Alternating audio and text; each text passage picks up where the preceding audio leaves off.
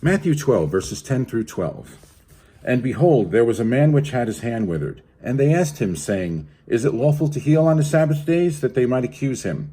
And he said unto them, What man shall there be among you that shall have one sheep, and if it fall into a pit on the Sabbath day, will he not lay hold on it and lift it out? How much then is a man better than a sheep?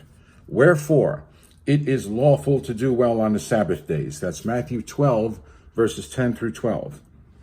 Why would Christ bother talking about what is lawful to do on the Sabbath days if, as some falsely claim, it was not going to be kept by his followers anymore?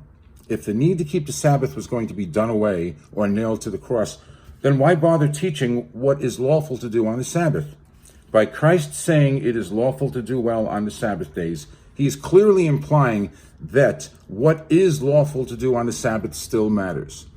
This is not how someone would reply if they knew the need to keep the Sabbath was going to be done away.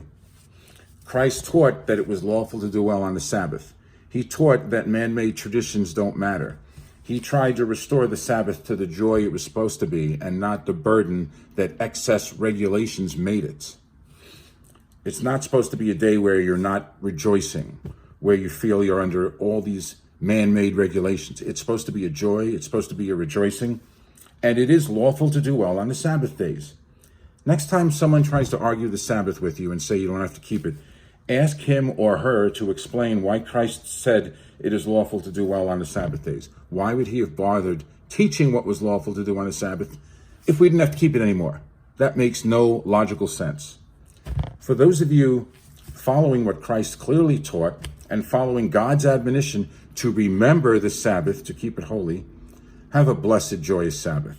The rest of you, peace all, and remember, follow what this book says and not what the Council of Laodicea said, not what Constantine's Day of the Sun Edict said, and not what tradition says. Tradition doesn't matter. The commandment of God matters. What this book says matters. Read it for yourself and follow it. Peace. Bye.